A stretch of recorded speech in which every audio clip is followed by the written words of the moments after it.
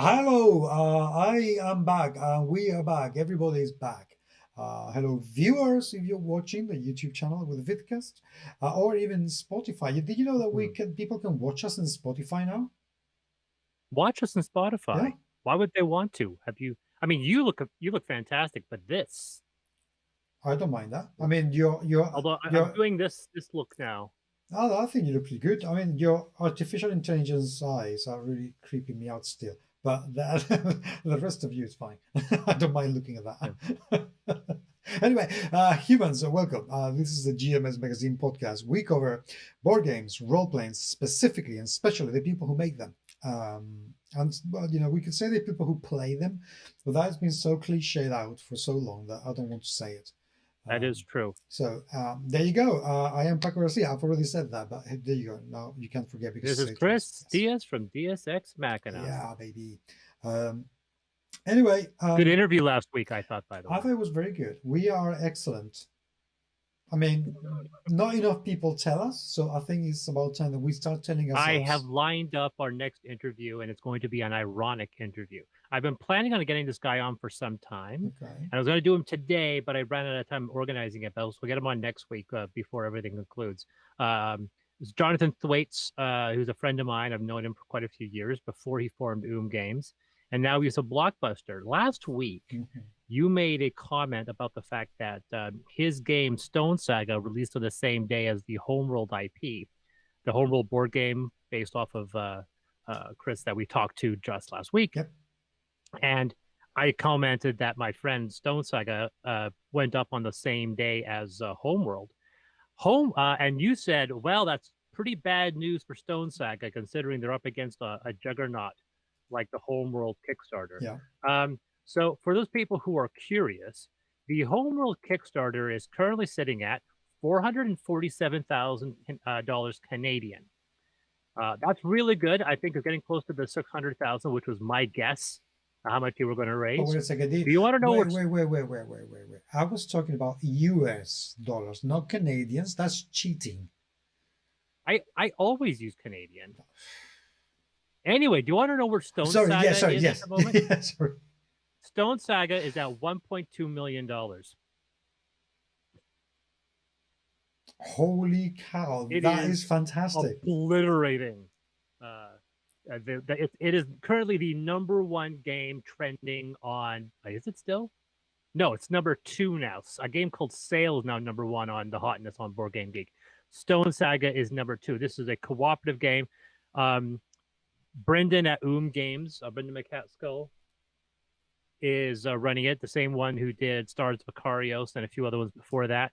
Yeah, so this has been one of the fastest growing ones that they've got to. There are 1.2 million from $100,000 goal, almost 7,000 backers. But yes, we will get him on next week. Not Brendan, mind you. We'll get the guy who runs Games. And I want to ask a very, very interesting question that's completely unique, which is No, no, no, no, no, um, no, don't ask her now.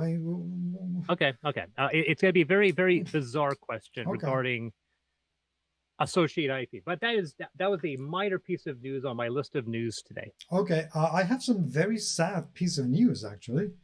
Oh, I don't know if you've seen, I sent you the link earlier, but Holy Grail Games is shutting down.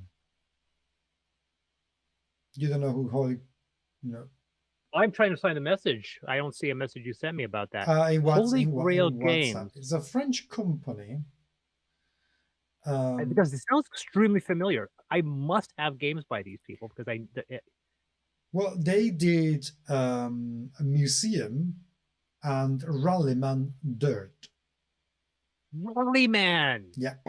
Yes, yes, Rallyman GT, Mm-hmm. Rising 5. They did Rising 5. Mm-hmm. Rising 5, Rallyman are two games I really, really like. Rallyman. Rising 5 is a great game. I see once again you mentioned a game called Museum. I'm Mm-hmm. seeing a lot of entries for Yeah, that. loads of expansions for that. And they had two Kickstarters for Rallyman, which did quite well. Why are they shutting down? There's been a mix of things piling up with increasing production costs and shipping to France and from France to the US and Ooh. components and COVID lockdowns in France and China. there's been a whole massive hoo-ha for them, which is really, really unfortunate because they are much loved by a lot of people. I have to say, I've never played any of the games, but the reason why I feel sorry is because I unashamedly say that the French probably are the ones making the best looking games ever. Asians are the ones making the most interesting new designs, and the French are always making the best board game production ever, ever. Which is really unfortunate because they do apparently have Kickstarter backers that will not have their rewards. Yeah, they're saying that, and they're trying their best, according to their statement, to make sure that they can do something about that, or that someone else can take their IPs and run with them. But as of this week, um, at the end of this week, they will run out of their control and they won't be able to send emails or have any kind of access to the premises, their games, or anything at all. And everything's been put Bankruptcy. in, yeah, they've gone through bankruptcy. So everything's going to creditors who, sorry, they're going to government officials who will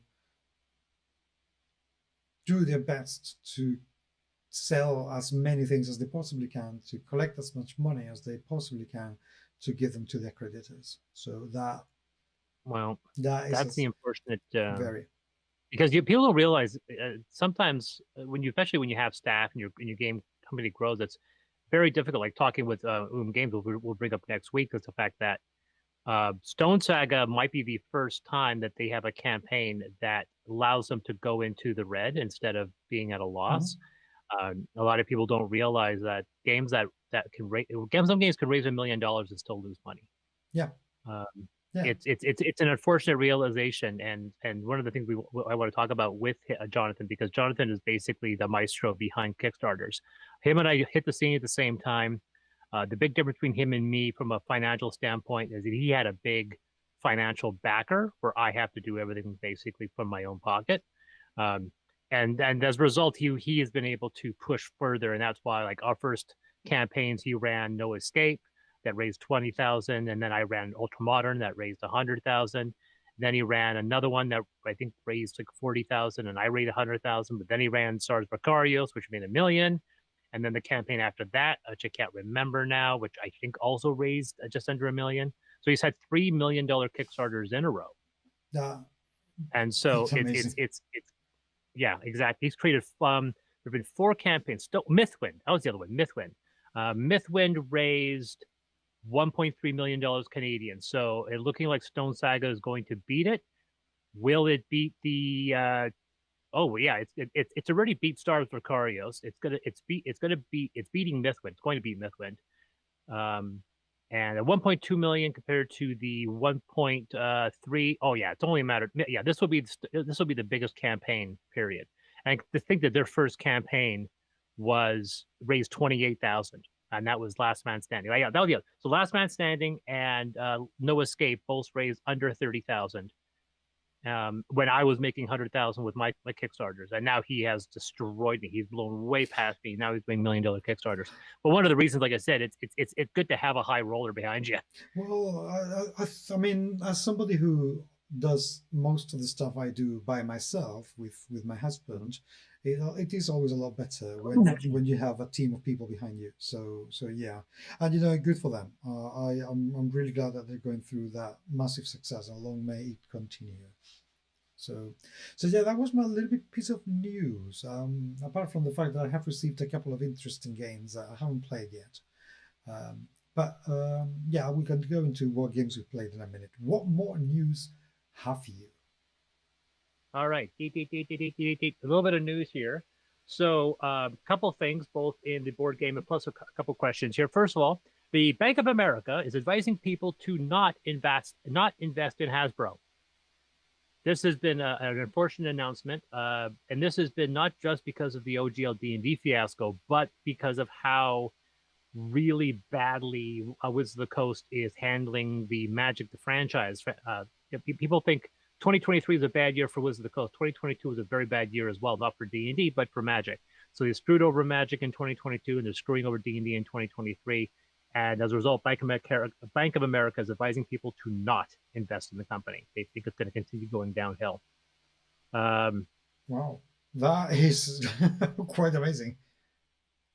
That's point one. On a related topic, Kyle Brink is on the apology tour. I made a comment to you and to see about getting Kyle Brink onto our podcast. I don't know whether or not he is responding to requests, but because it seems like they are reaching out to very specific reviewers. Three Black Halflings was the one that got everyone's attention. Uh, Ginny got an interview as well. So there have been at least two, and I think there's at least two more. And I have people that have said, I got an email from Kyle Brink, and they haven't said why they've got an email from Kyle Brink, only just that they've gotten an email from Kyle Brink. So Kyle Brink is on the apology tour.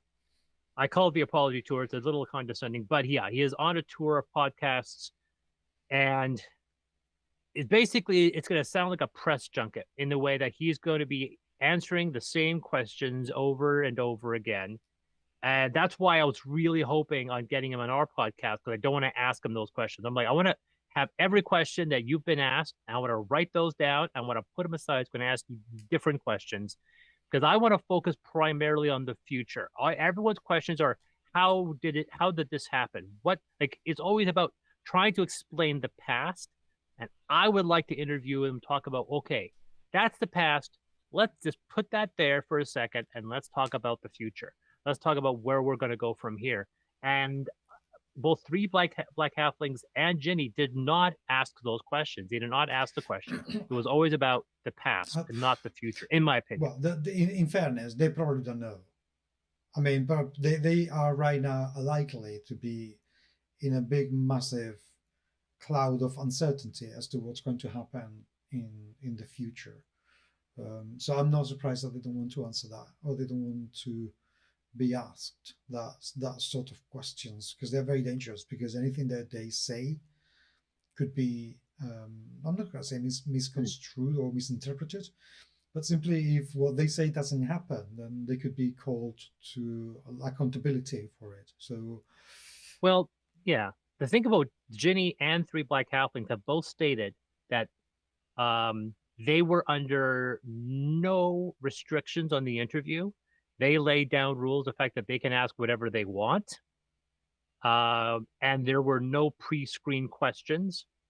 And Ginny said very specifically that she owned her video and she did not need to edit anything out of it. So Kyle is definitely going into these unobstructed, unfiltered interviews. I'm a little upset with the interviewers post-game show. Three Black Halflings, I think after the show, they kind of slagged on him a little bit. And I thought that was a little unprofessional. If you're doing the interview, let other people do a hot take. Don't make your hot take right after the guy goes off camera. Because they're going to say like they didn't really slag him. I was like, yeah, you basically called him up. You basically said he was bullshitting you in a couple statements. It was implied. I don't know about Ginny D either, just because it was. Once again, I was hearing the same questions, and I was going, okay, we're hearing the same questions. But yes, that was the other thing, and that's why I'm really hoping being able to get in touch with Kyle Brink in some capacity by saying, look, you've been answering all these questions. We would like to ask the questions about the future rather than the past. We want to see what's going to happen going forward. Well, I don't know the man, and I don't know how exactly to get hold of him, but I will ask around and see if anybody knows him. I know people in Wizards, I know people in WotC, so I can check and see if I can find somebody who would be willing to come and talk to us. Yeah. On new news, I got 3 bits about AI that are kind of related. One is not really news per se, but these are things that are happening. ChatGPT is getting so large, they've actually finally have to limit people's access to the OpenAI system they're using. And it's because it's gotten very advanced to the point now they're having a paid service. So you can pay and you get priority access. I wonder if Microsoft buying it has anything to do with that. Probably. I wouldn't be surprised. But I did know that I can already see the value in writing. There was already a guy who got some criticism, and I went to defend him, but a lot of people did. A guy that used an AI to run the campaign. He was running so basically he was running it with his players, and he let the OpenAI, the ChatGPT, dictate the adventure and how it would go. And then he ran the text into a voice synthesizer, so everything was artificial. Everything was being run, so you didn't even hear the GM's voice. And he posted a video about the narration that ChatGPT. And somebody said, "Well, this has no heart." I go, "Yes, but if you only know that because someone told you. If you placed it and said, 'No, this is my real voice. I wrote this,' you would know because I didn't know." And I've been looking at ChatGPT. I go, "Okay, is there a way?" And as someone who's been analyzing these things, I said a couple weeks ago that I sent it all the information on this new story I'm writing, and it came back and started creating potential other plot threads. Most of them were not very good. And when it comes to writing dialogue, it writes like a 10-year-old. It's not a very good writer. It's ironic, and this is absolutely true. ChatGPT, I'll enter a prompt for ChatGPT. I'll get a huge body of text. Then I'll move it into my document and have Grammarly search, and Grammarly will go, "Well, this isn't written very good. Here are 14 alterations to ChatGPT's own grammar." So Grammarly finds that ChatGPT is not a very good writer. But when you get ChatGPT to do analytical, like Wikipedia, like flat stuff like that, which is very much how a dungeon adventure is written. It's not flowery. It's designed to be more direct. It gets astoundingly really effective. And if you present it your whole adventure, because you can isolate your chats by subject. So if you create an adventure and say post-apocalyptic fantasy, for example, and you enter in everything you know about your setting, everything you've done, dozens of pages, it will remember all of that. And you can say, "Hey, create a character for this setting, a non-player character for this setting." It says, "This is the person's name. This is their origin. This is what they look like. This is their past." And so, since I'm releasing a bunch of older modules that I created online, Biohazard, which is the zombie apocalypse, I went in there and said, "Here is the NPC's backstory. It's 2 sentences.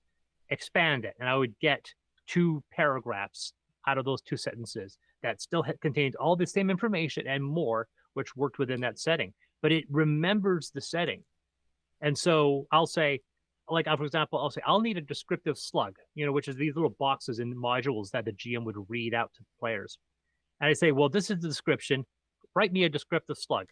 And it'll write you a descriptive slug. I'll, of course, take that, put it into Grammarly, and have Grammarly fix it. And then I'll make sure it's what I want to say, and then I'll put it back into the module. But it is shocking how ChatGPT may, even though Wizards of the Coast is not officially creating AI-driven DMs, it seems the players don't need WotC, and they're doing it themselves by using a ChatGPT to fill in missing blanks in adventures to be published, or running it to a GM to get advice on what to do next.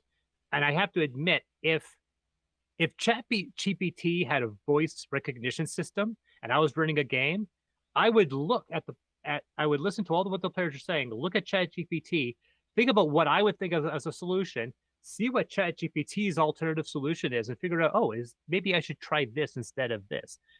It's an interesting thing, the fact that there is some future. Ironically, some issues with ChatGPT are already starting to rise up. There's a program called Replica, which is an AI companion app. It is now being taken to court in Italy for what they consider to be inappropriate content. They say that minors can use it, and because there is sexting and other inappropriate exchanges, they are basically saying, unless you change it, we're going to fine you $20 million.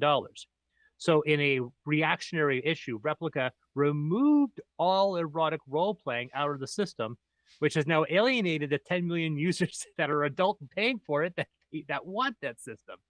It's a very interesting thing, and Replica is not doing very good now. Their reviews have been tanking. They used to be at a 4.5. They're sitting at a 3.5 on the Google Play Store. Well, so that's an interesting thing about AI. Right. With regards to GPT, 2 things. Firstly, this past week, during my breaks at work, I've been using it quite a lot, partly out of curiosity and partly out of sheer laziness, to generate 20 different locations for a Call of Cthulhu adventure. And each one of those locations generate 5 characters that somehow interact or live within those locations. And for those characters, I asked it to create a longish bio for each one of them and a physical appearance. Um, I have done, out of the 20 locations that I generated, I think I have done characters for 13 of those locations. So that's a lot of characters. The one thing is that when you begin to ask it to generate the same thing, as in characters, you start to see an awful lot of commonality between the descriptions. So it uses, for instance, the word ragged quite a lot, and the word the mysterious whatever is being used quite a lot. So the mysterious stranger, the mysterious librarian, the mysterious elder woman. That happens an awful lot. You start to see a lot of similarities. Now, in this case, I don't care because this is just for my own use. This is just literally so I don't have to invent and spend an awful lot of time thinking about locations for my friends. But if you're going to use it as a kind of for publish work, then that needs to be taken into account, because the amount of time that you could spend doing proofreading and editing is going to be enormous, truly, truly enormous. There was with regards to how good it's becoming, I saw a video which I thought was really disconcerting and very troubling about this doctor. And the doctor asked GPT to create a diagnostic based on some symptoms. The symptoms would usually be associated with embolias, with what happens when you get a little bubble of air in a vein and that reaches your lungs. But ChatGPT said it could be mitochondrosis or something similar. I don't remember the word. Also, something condosis, something completely different. And the doctor said, "Oh, wait a second. This is a very precise and correct diagnostic, because all of these things are mostly associated with lung embolia." That's the word in Spanish. I don't know in English what it would be. But this other diagnostic would actually be more accurate, but less common. So he then went on to ask ChatGPT to give the sources that ChatGPT had used to reach that conclusion. And ChatGPT provided with a very scientific paper. Blah, blah, blah, blah, blah. When he went on to look the names of the people that ChatGPT had said wrote that paper, they were nowhere to be found. He looked in medical journals and that essay did not exist. But when he looked at the names and the surnames of the doctors, he did realize that those names and surnames separately were actually present in some of those essays that he'd been taking a look at. So the conclusion that he reached is that ChatGPT, rather than actually citing a source, decided to invent a completely new essay instead of saying this is where I got it from. What ChatGPT actually did was to take a look at all these papers, put two and two together, and reach a conclusion that was correct, but was unable or unwilling, because we don't know how it's been programmed, to simply say, I got it from here. So he says you can rely on having some really sound, logical reasoning, I think is the word I was looking for, but never trust the data it gives you, because it will be invented. Even if a diagnostic, if a thought process leads to the right conclusion, the reasoning behind it will be completely invented. And I thought that is as hilarious as it is absolutely terrifying. So we need to be very careful with what ChatGPT is going to be doing in the future, because it's becoming scaringly good at sounding very, very knowledgeable and true to life, and it is not. I can hear you. You're muted. For me, it was I'm doing an adventure that's originally was written in 2014 and so forth, and I've updated it for the new release. And it's a module set in 2010 Baghdad. It's a military science fiction story that throws in all the political strife of that time period and then says, and now aliens invade. And but I wanted to make sure that wanted to throw in a disclaimer and a few other things. And I said, hey, give me a basic backstory of the actual history. And so I wanted to tell people, like, this is set during this time, 2010 in Baghdad. Here's what the situation was like back then if you don't know about it. So I asked them, hey, tell me what this history is. I did it, looked over and said, yep, that's basically correct. So it's one of those situations that it's definitely a useful, but I think you definitely need a brain. Like, I would never rely on ChatGPT to make a decision that a human couldn't override.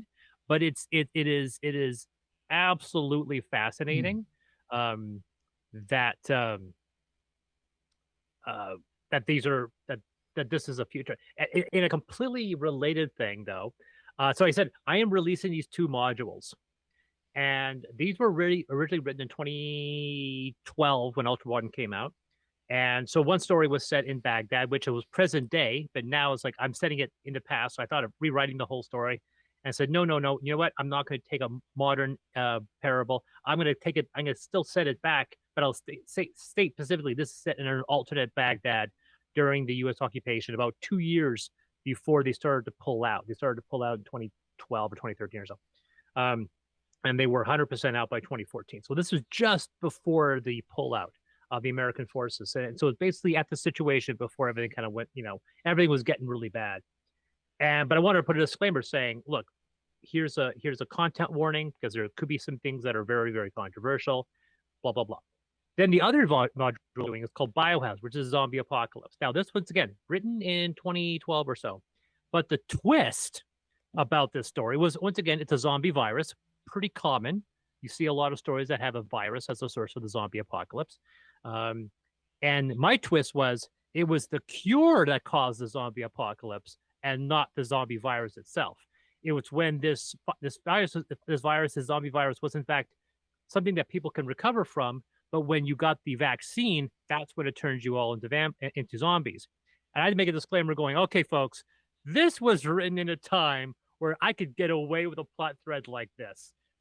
But to be perfectly 10 years later, after this was written, this is a hugely controversial plot point. And I said, you know what?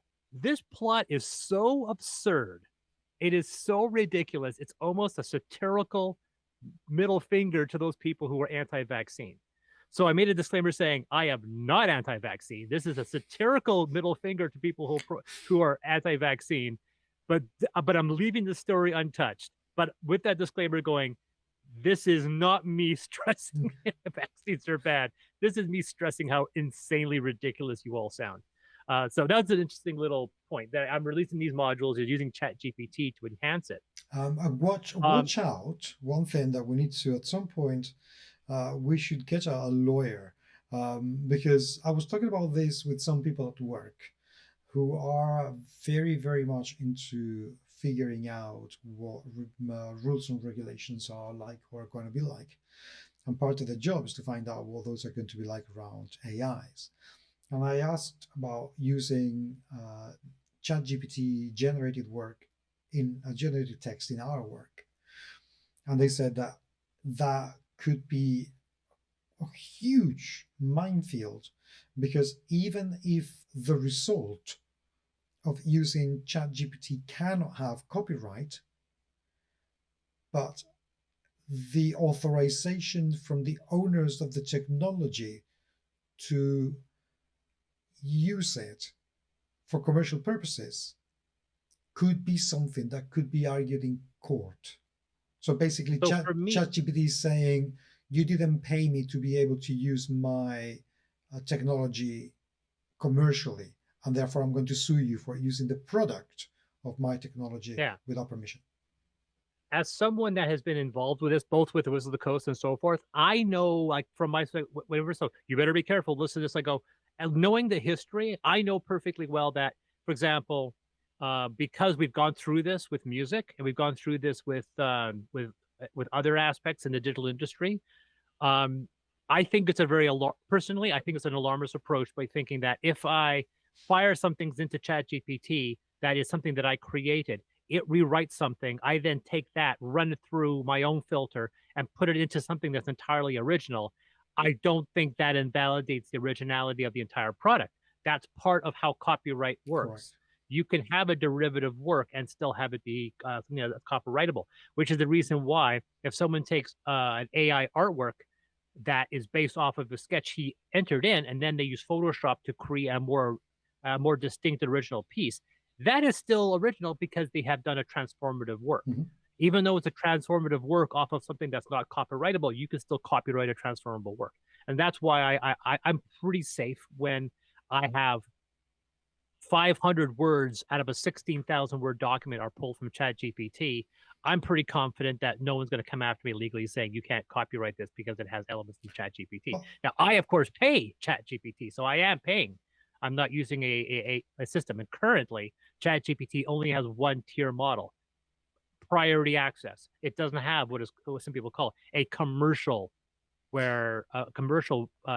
But I wasn't, to be honest, I wasn't particularly saying this about because of you in particular, but in general, I can imagine an awful lot of people wanting to use ChatGPT for the same reason as I'm using ChatGPT at the moment, because it's very quick at generating work. So I just wanted to point that one out there, because it's copyright free might be true, but it's not the end of the story or everything there is to the story. So one has to be very careful when using this kind of emerging technology, because the other thing is that until it's not being regulated somehow, whether it is by law or by court rulings, anything can change from one day to the next. And today you may find yourself something that is illegal, that there are no laws about it, and suddenly tomorrow what you have been doing is illegal and you're in trouble because it could be applied retrospectively. So I'm just saying that people wanting to use these sort of things commercially need to be very careful with what they do and make sure that they know exactly how they can use this technology, or they could get into trouble. So yeah, on to other topics, because I know I don't want to run us too long. On the opposite side of the incredible success of Stone Saga, I am also witnessing the collapse of a game that did everything wrong. It's called The Wilderness, set up by Board Game Adventures. It has the spit and polish of what you would expect, but this is clearly their first Kickstarter. Quite literally, it says first created, zero backed. So basically, if you ever want a class lesson on how to do everything wrong, it's this company. The fact that they created their first campaign without backing any projects themselves. That's usually a red flag. Ouch. They posted the campaign before they had any rules posted. So they originally just had how the game looked without any gameplay. They have since added that. That is so 2012. And it gets worse. Wow. The creators got so overwhelmed in all the background stuff, they didn't engage their fans, their backers, for several days, if not weeks. So now they are 16 days to go in their campaign. Their goal was 80,000 Canadian. They have raised 24. 24 full stop, not 24,000.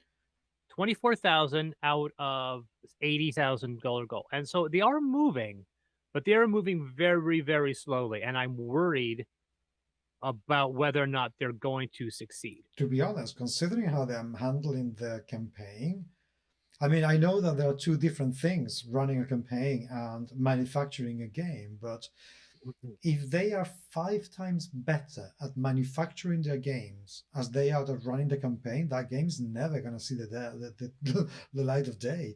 I mean, It's very concerning. So it's like I said, I've been tracking it for a while, and we're seeing the cancellations going up and down. So advice to say is that if by tomorrow this thing hasn't made its goal, and it won't, we're looking at, unfortunately, this is definitely a campaign that they're going to learn from.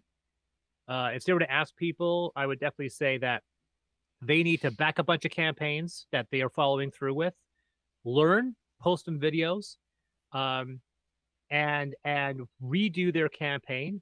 So like I said, they've got two reviews by people I don't know. Like they need to put a bit more funding into this project. I mean, I made a similar mistake, but even I didn't make this many mistakes. But anyway, this is the opposite. I don't want to rag on them too much, and I hope they rebuild and learn from this and try again. But this is the Wilderness, which looks like a big game. I don't know. It looks like a competitive game. There's a lot of minis, 1 to 6 players, solo or cooperative adventure experience, 1 to 6 players. So that was The Wilderness by Board Game Adventures. The next story I have involves Black Flag. Now, for the people who need to know, when the OGL fiasco hit its peak, a bunch of companies, major companies, decided to stand on their own. One, of course, was Paizo, who pushed forward with Orc. And then Cobalt Press decided to put their own foot forward with their own proprietary in-house system called Black Flag. It's now been a month since that announcement. They finally released the first file of Black Flag. So we finally get an idea of what they're doing. What is Black Flag? And the answer is, it's exactly like 5e. It is a carbon copy of 5th edition with a few minor changes. I'm doing this workshop once every 2 weeks. And it involves designing a 5e variant that's still compatible with 5th edition. Mine is more different than these. It looks like that they have played with some terminology, but it looks like the levels, attribute, ability scores, they have changed race into heritage, which I think can be equally dangerous. And I don't know whether... See, I replaced it with species, and then you have your background. But heritage... I don't know. Heritage... that could be really tricky if you're not careful, in my opinion. It doesn't sit right with me because I mean, what is it meant to mean, heritage? Yeah, like a species, the human species, we all share the same traits. We bring an alien, that's gonna be a little different. Heritage, are you implying like, and this is me like going like heritage, but like I have Portuguese heritage. Does that mean I get a +2 con? Exactly. Like, is exactly, and the thing is, I don't know, but it sounds a little bit bioessentialistic. You know, if you are an orc, you have orc heritage. So is every orc exactly the same? And aren't there different cultures that would allow orcs to be slightly different physically? For instance, if an orc, nation is in the North Pole of the planet, or whatever it is you are, and they are sturdier cold-wise, and then you have another nation of orcs that it's in the middle of the desert. Are they going to have exactly the same heritage? What's that? They're doing the same thing that D&D's using. They just reworded differently, where the fact that you have a race, species, heritage selection, and then you have a background. And your background, so you could be an orc species, but you could have a background where you lived in a human society, and as a result, you don't act like them. And I can understand that. I'm looking at the idea, the fact that heritage to me always felt like it is cultural. Yeah, exactly. And if that's a say, you can't say this is the human heritage. I go, no, you can't say that, which means you run the risk of going, this person's of Indian heritage, and would you create? And at that point, you're creating the same problems by saying that these humans from this heritage are going to have different physical abilities or mental abilities than people from this heritage. And you're back at the same problem. But also, you're saying that, to continue with the example that you just made, that everybody from India has the same heritage. That's bullshit.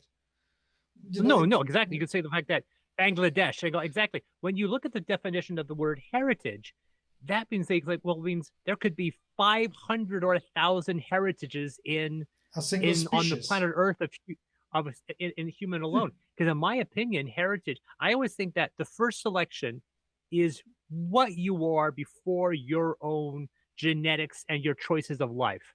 You are a human being. You are an orc. You are a Vulcan. That's what the first choice should be. The next choice is basically how you grew up. You know, what, how Exactly. did your parents influence who you are? And then after that, it's what did you choose to do with what your genetics gave you? And you can go in one of 1,000 directions. And that's where species and background or origin came from. Now with ultramodern, I threw in this gigantic set of tables where you could determine who your parents were, how many siblings you had, and so forth, and your upbringing, which led you into this background. I just think that in their essence of trying to move away, moving away from race, they've spun around 360 degrees and they've gotten back to what I think is another difficult terminology. And that's all they've announced. All they've announced is the basic structure, ability scores, and how things are built. They haven't introduced any actual rules. They've introduced the proficiency bonuses and the XP. And some people have been making comments about how the XP works. It is, once again, an exponential growth, um, which is very common. It's semi-exponential. It does go up a lot. So it's a very interesting set, but some people were a little surprised and go, oh, you're just making 5e. And Yeah. the objective of Black Flag is that you could have a Black Flag character and a D&D character, and they could enter the same campaign without a lot of differences. The claim is that potentially the Black Flag character might be a bit more powerful. We'll see, because one D&D is supposedly claimed to have characters that are a bit more powerful. So it'd be interesting to see whether or not they're compatible with one D&D characters. Well, to be honest, I'm not entirely sure why they're continuing with this sort of thing now that the SRD is going to be Creative Commons. This is one of those. I think, to be perfectly honest, I think that WotC has outmaneuvered pretty much everyone. I don't know if I've mentioned this to you or I was talking about this with somebody else, but I think that WotC has outmaneuvered everyone else by saying, okay, you know what, you were right. Here it is, Creative Commons, all yours. And I know that there are still some people saying that they are still showing some signs that they want to deauthorize the OGL 1.0. So I don't know if that is going to be the case. I can believe that they would still want to do that. But and I don't know if the new OGL is going to be completely different. But the fact is that there is something already perfectly workable, perfectly usable, that is Creative Commons, and that ain't never gonna change, ever. Yeah. Because once it's Creative Commons, taking it away would be a bit tricky. That would be very, very tricky. So I don't know what the one D&D is going to be like and what people will have to do in order to be able to jump in. But I also don't know what these, new OGLs from Cobalt or Paizo have to offer that Creative Commons doesn't. Yeah. I really don't know. I mean, to be honest, I would love somebody to explain this to me, but I just don't know. What can they do that will make their license more attractive than Creative Commons? What? Because other than adding extra access to more commercial IP, to a larger chunk of their IP, I don't know how that would work. I really don't. Well, for me, the one thing I find interesting is that if I run a Kickstarter, I can put the Orc license badge, the Black Flag badge, and the 5e badge. And when people are like, how are you compatible? Because all the systems they're all the same. I can put them in and show people going, this book is going to be compatible with all these three systems without changing anything. So that's one thing. I don't know what. I don't know what the point will be. I don't know if they're doing it out of inertia because they have started and thus they will finish.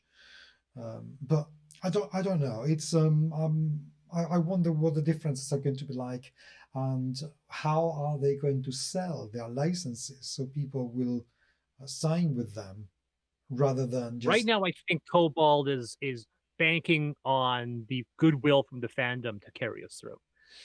Like I said, we'll see. This is just the first file of many. We'll see what happens in the future. Yeah. I'm still doing my workshops just because they're fun to do. Oh, fair Finally. Finally. Finally. yesterday in the video game world, we saw the release of Hogwarts Legacy, Ooh, yeah. the big budget, critically acclaimed video game set in the Hogwarts setting. And of course, as you might imagine, there has been a lot of controversy about people that are trying to support this.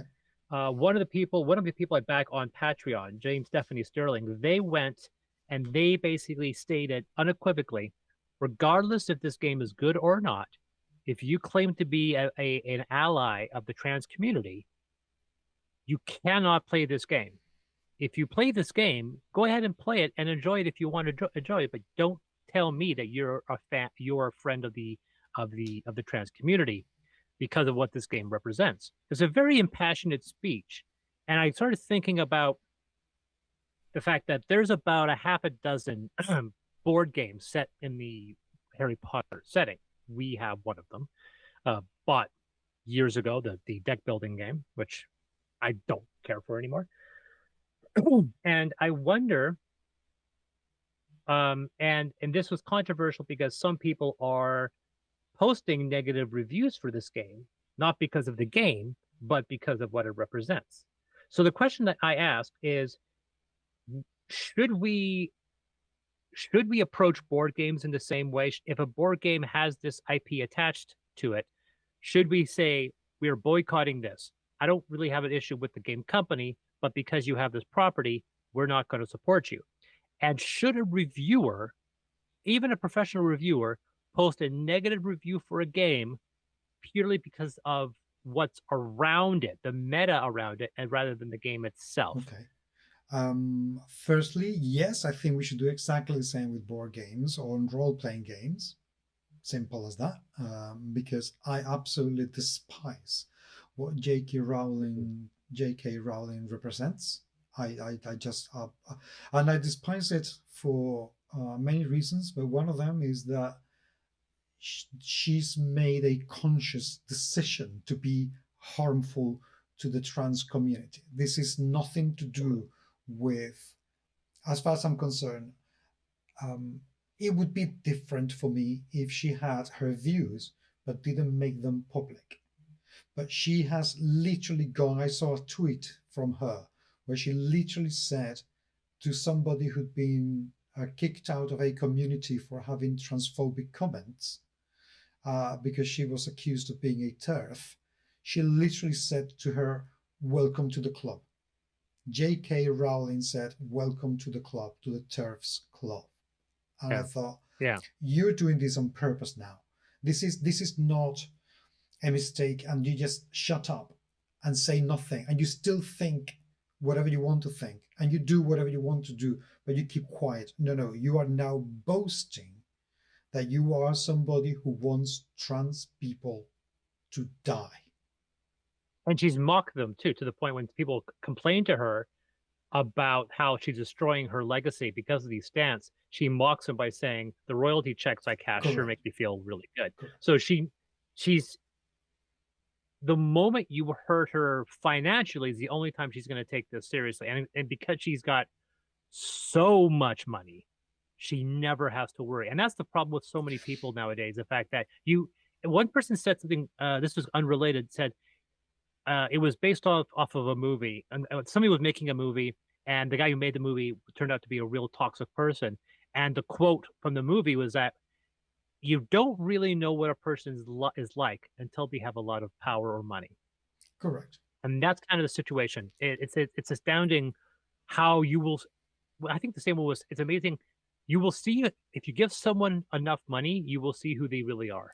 So that's one. That's why I absolutely despise what she represents, and that's why I would never buy or play a Harry Potter game.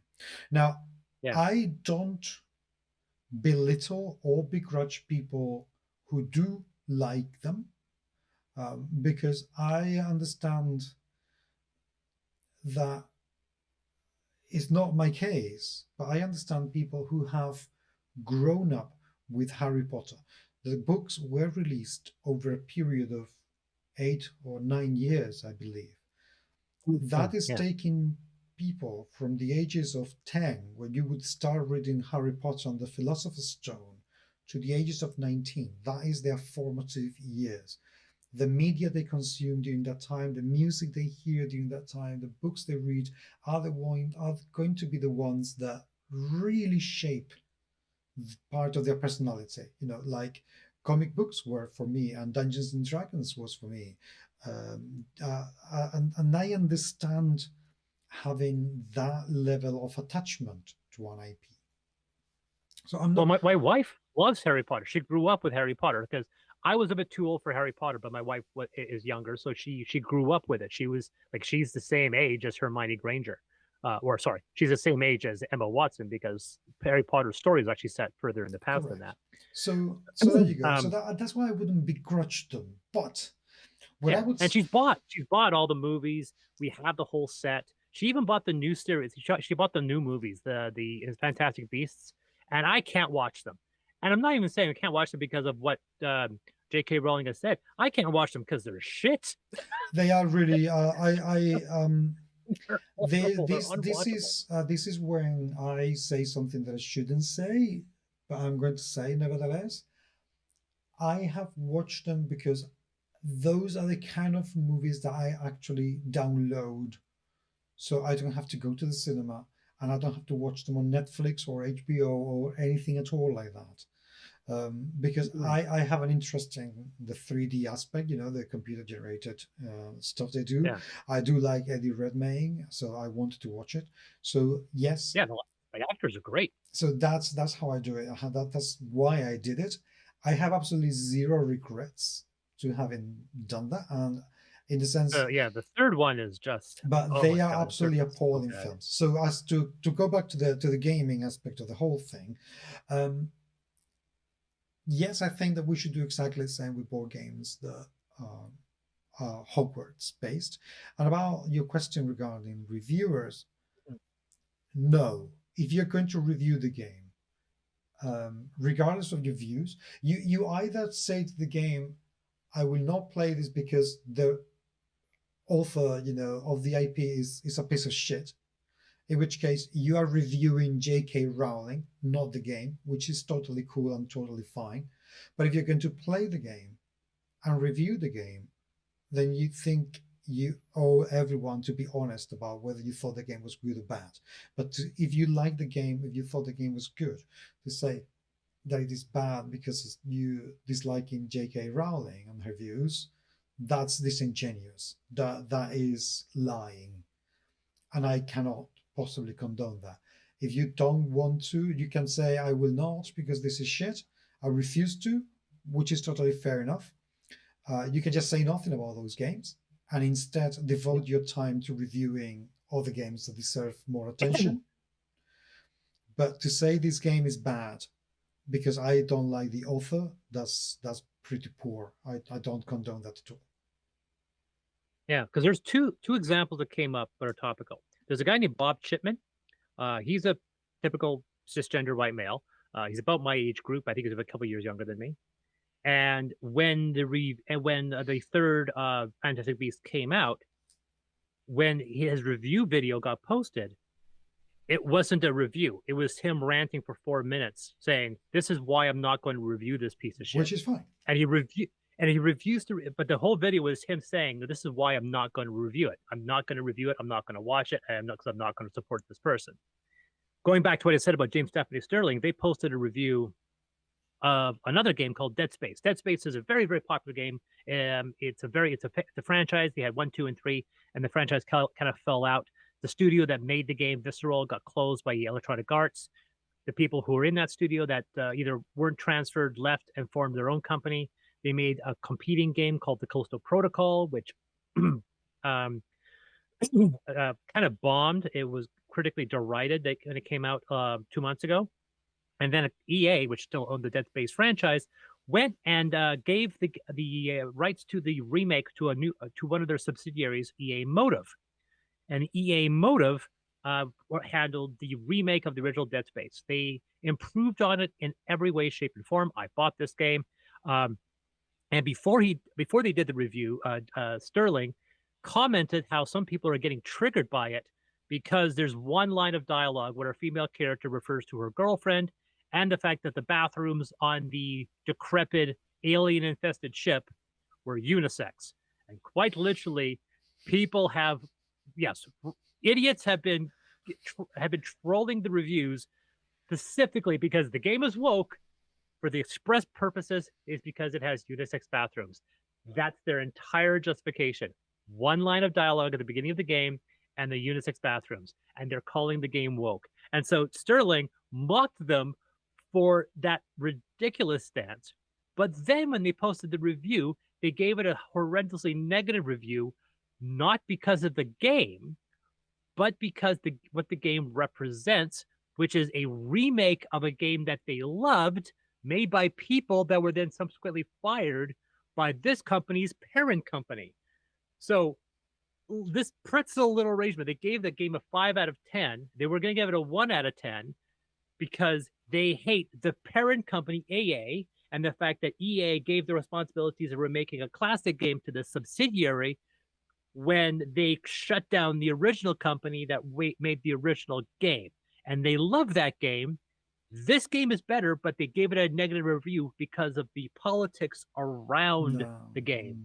And a lot of people, including myself, said that my opinion is unethical. If you're going in, if you hate the idea of this game existing, don't review it.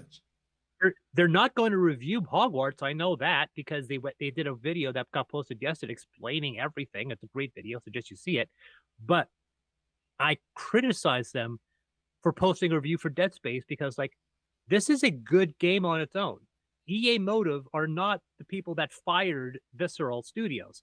They're a new company. They have their head in the right place. They improved the story, the gameplay. They fixed all the stuff that was annoying, and then they decided to have fun and trolled trolled the right wingers by putting something as simple as a unisex bathroom.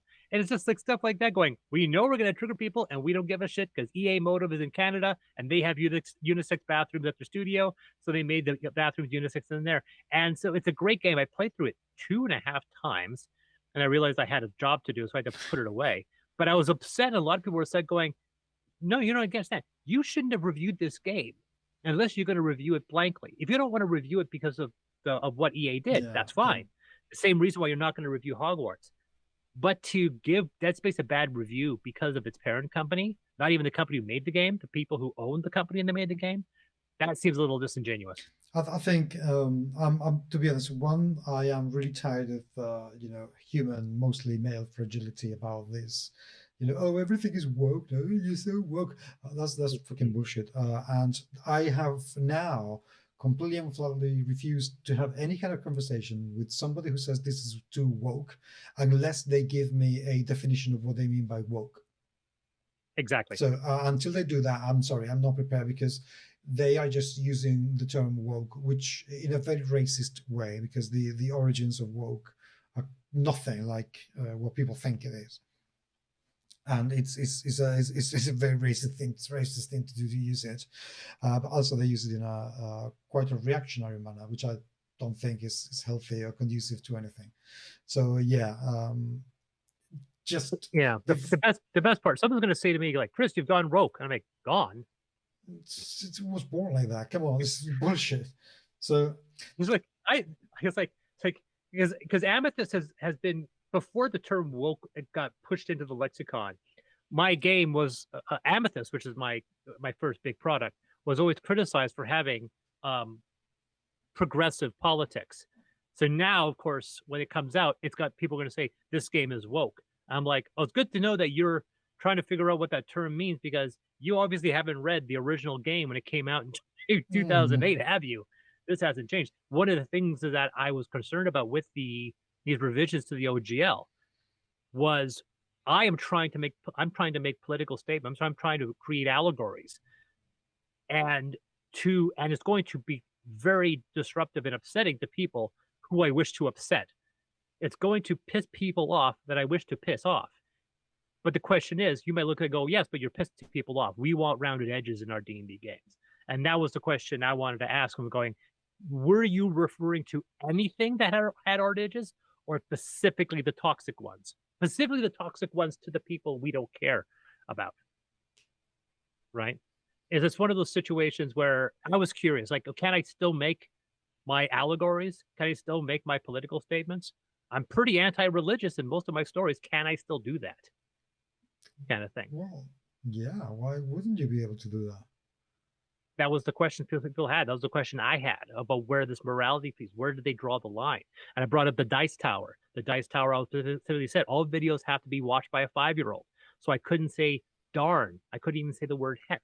That's as rounded edges as you can. What if WotC came down and said, no, we want this game to be able to be read by 10-year-olds.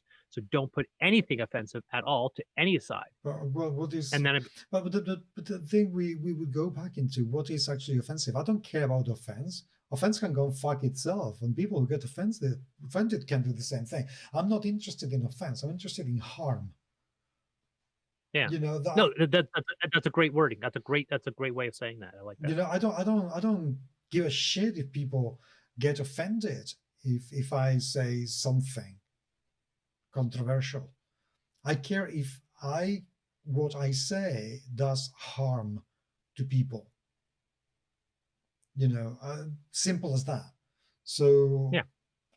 I think we need to get a grip with that differentiation, because again, it's, oh no, don't offend anyone. No, you know what? Yeah, I'm going to offend Christians sometimes and Jewish people sometimes, because I think their beliefs are just rubbish at times.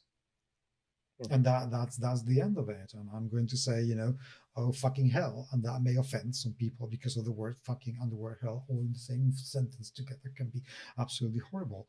But I don't care about offense. I care about harm and harming people. And this is one of the reasons why I tend to, you know, I've always been known for criticizing things. I tend not to criticize people.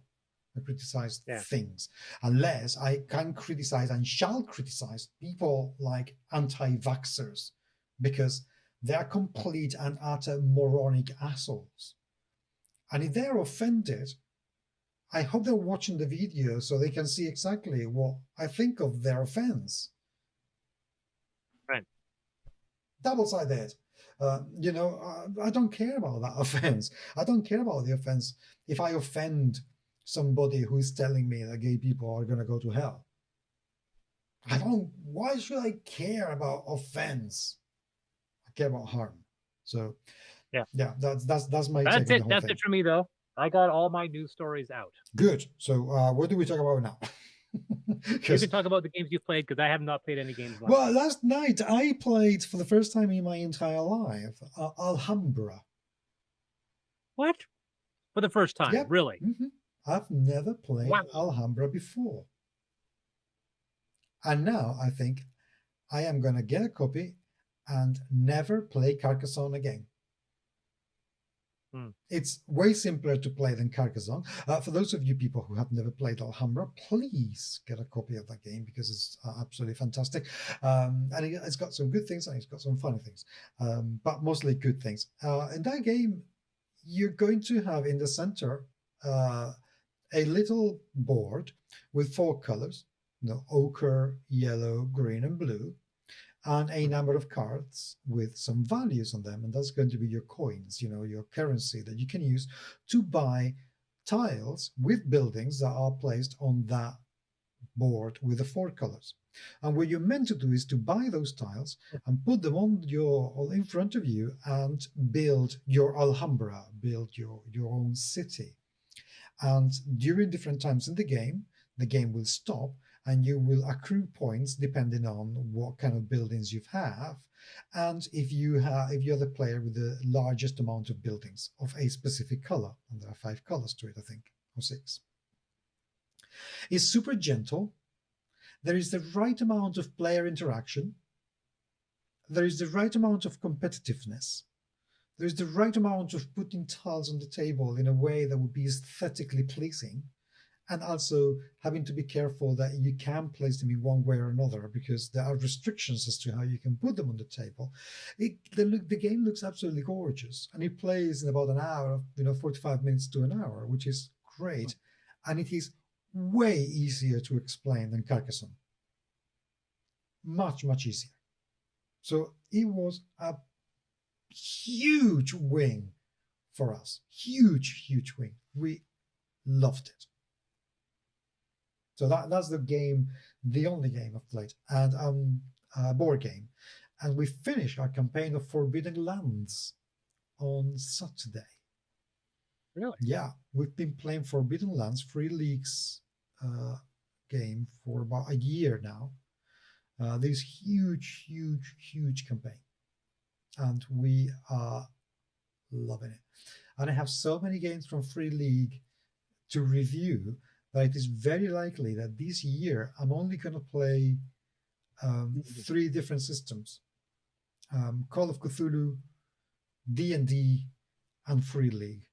I'm not going to have the chance to try pretty much anything else because I have Blade Runner to read and review. I'm so looking forward to it, and Alien as well, and Vesen is on its way, and then I have Zweihander, which also, but that's not from Free League. That's also, and there's Game of Wine Tourism that I heard you got. yeah, but that's a board game, not a role-playing game. Board games, I'm playing at least one board game a week, and even that I have right now in my queue of board games to play this year about 60 games. Oh, that'll take you for the rest of the year. Yeah, it's going to keep me very busy. Well, until Spiel. So I have to play all these games before Spiel, because by the time I come back from Spiel, I will have another bunch of games to play in 2023 and 2024. So I'm going to be freaking busy. Wow. So there you go. That's what we're playing this past week. And Forbidden Lands, I need to do a whole monographic about it because it's quite a game. Have you played it or read it? Alhambra? No, Forbidden Lands. Oh, Forbidden Lands. Probably. I haven't played it. It's a role-playing game. It's not a board game. Oh, no, I have not played because I run my own games. But I have seen this before, so I have seen this cover. I've played Alhambra maybe half a dozen times, mind you. I love Alhambra. So there you go. So that's what I've been playing this week. Nothing else. Yep. And I've been so concentrating on working. My game as of now, as a recording of this afternoon on Tuesday, my campaign game Affinity is finally shipping to backers after 2 months waiting. It's been at the distributor since middle of December, and finally, fans are coming back with tracking notices. Good, excellent. Right, so shall we go on to the last section of the show where I have a cautionary tale to tell to people? Oh, please, I'm baited. Right, okay. As you may know, I mean, I know that you, Chris, know, but people may or may not know, I had, up until 2019, I had a publishing business called Mindscape Publishing, where I published a few books in Spain, some of them written by myself, some of them a couple of adventures by Kobold Press. I published some Jim Pinto's game Home, I did as well, Children of the Fall, and the Cthulhu Hack. And I had a couple more licenses that never came out. And the reason for that is I closed my business because I received such a ginormous and brutal and cruel campaign of bullying and harassment by somebody that I decided that I didn't want to be dealing with that shit anymore. Now, the reason I quit is not necessarily because that wanker was attacking me, but because he was attacking the people that I was working with. Not just myself, but the people that I was working with, and because there was a massive silence, not just from a huge chunk of the community, but also from other publishers who just sat by because that guy was not targeting them. And I thought, I really don't want to work for people like you. If you're the kind of people who see somebody beating somebody else up in the street and you do nothing because, you need to listen to both sides, you can go fuck yourself, and I'm not interested. So, and I've been very critical very often about Spain's scene, especially online RPG scene, because it's toxic as hell. It's absolutely stupidly, ridiculously toxic and disgusting, and I want nothing to do with that. So I heard that this guy who orchestrated the bullying and harassment campaign against me, came back to the Spanish scene after having disappeared for a year and a bit or 2 years. He disappeared just before the pandemic struck, so 2020, perhaps 2019 even, at the end. And he's back. Okay. And now, by the way, I'm not going to give any names, neither of this guy or the books that he's working with, because I don't want to attract any attention to that man, and I don't want to attract any hatred or any kind of attention to the author either, because they are completely powerless at the moment.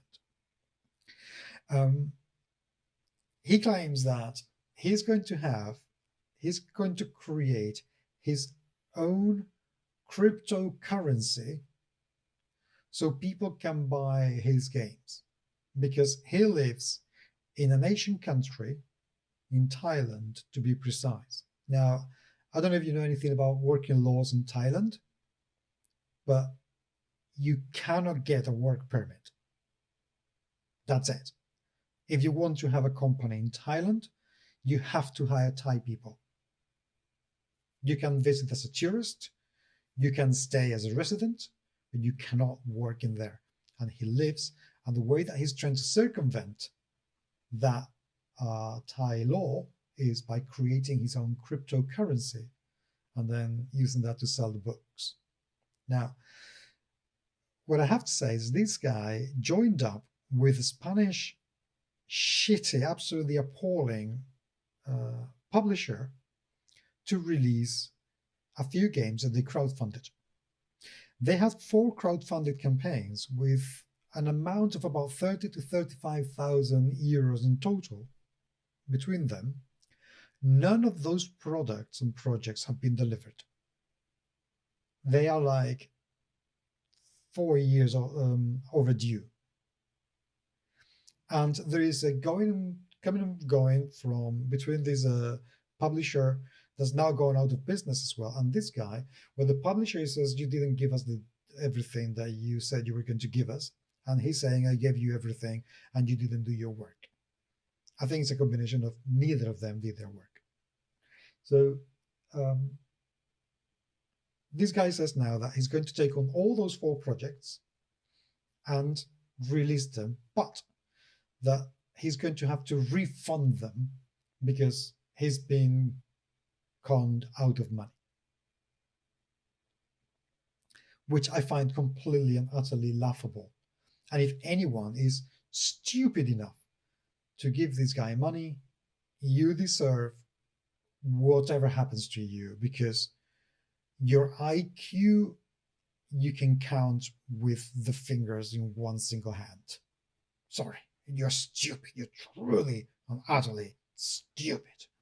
So there you go. Go ahead. But, and this is where I always wonder why people do that. I have no idea how charismatic some people can be to get someone.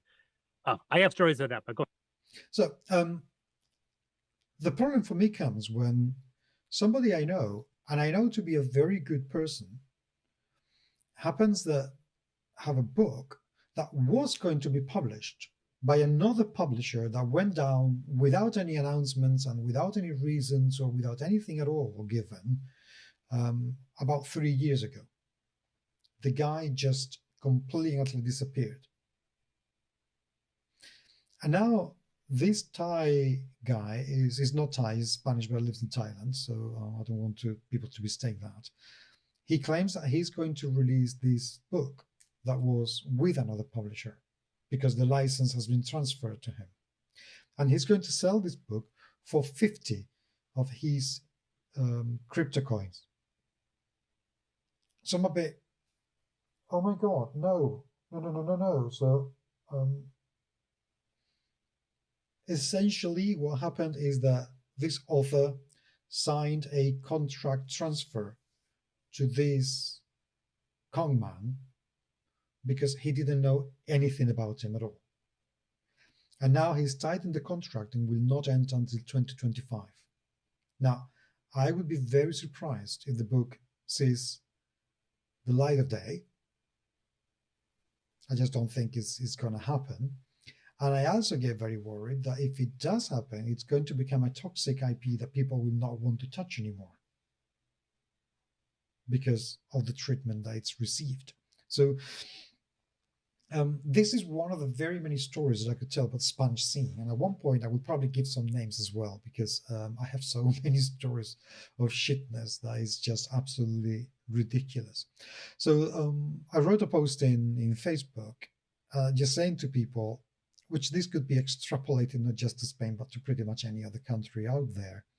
If you want to publish your game in a language in a country that's not yours, don't blindly trust that the company you're signing with or wants your work is going to be able to do it or is the right company for you.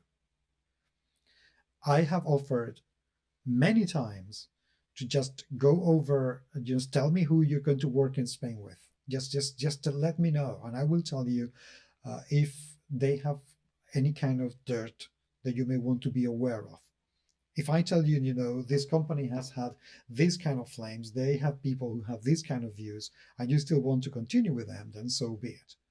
But I know people that have said, Paco, what about this company? And when I said to them, look, this is the story, the history they have in the past. This is what they're doing now. And these are their views. And some people have said, yep, nothing to do with them. I'm off. And some people have said, okay, yes, but I'm going to ask them to have so and so and so and so and so in place so I don't get done by them. So you can at least play with it. So I think it's a very important thing to do. Seek references from somebody or somebodies who either you know and trust they have the right knowledge or who have worked for that company. And if you don't know anyone, make sure that you draft a contract yourself. Don't leave it to the company to draft it. Do it yourself when the conditions are good for you. And two of those conditions, always make sure they are that you have a deadline for publication. And if they don't publish within that deadline, whether it is 1 or 2 years, everything comes back to you with no refunds on the advance they give you. And that if they stop publishing the book, the translation goes back to you as well, so you can continue to exploit it. Always have to make sure that those things are in the contract, because otherwise you are completely powerless to change directions if you see that the publisher is not the right one for you, and your IP could become really, really toxic by then. So that's what's been going on. That happened with me, not the negative part, but my contract with Goodman Games when I published Amethyst, there was a clause that says if he decides to stop publishing it, the IP reserves back to me, which is the reason why I still own the rights to my IP. Otherwise, you could have absolutely nothing at all. And they would be within the right to say, no, you signed the contract. It doesn't have an expiry date. So unless you pay me so and so and so for compensating because we might be wanting to publish it in the future, then so be it.